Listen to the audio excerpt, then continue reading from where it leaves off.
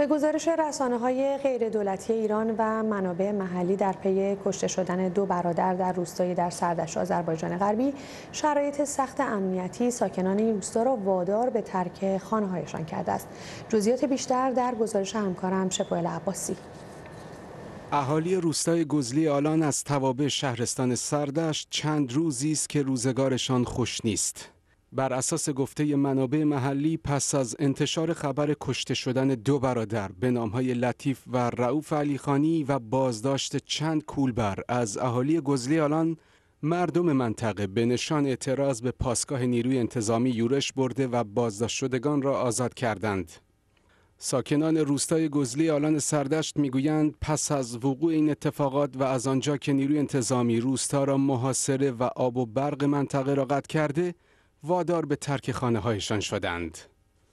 به گفته شاهدان و منابع محلی، چند روز پیش یکی از کولبرهای روستای گزلی در آلان سردشت که کولبر بوده در اون منطقه، باری رو از اونجا میاره که به وسیله هنگ مرزی مورد اصابت گلوله قرار میگیره و کشته میشه.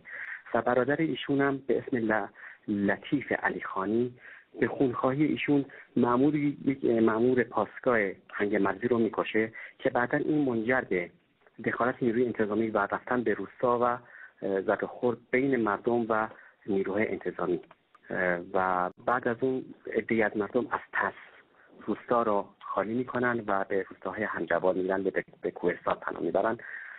بعد اونم ظاهرا روستا فقط چند نفر از کسایی که توانایی راه رفتن و ماندن در کوه یا رفتن به جای دیگران داشتن در روستا موندن. اهالی مناطق مرزی به دلیل نبود شرایط کار مناسب به کولبری مشغولند. کولبر همان کسی است که راه سخت و ناهموار را میپیماید تا با کول کردن کالاها از یک سوی مرز به سوی دیگر بتواند امرار معاش کند.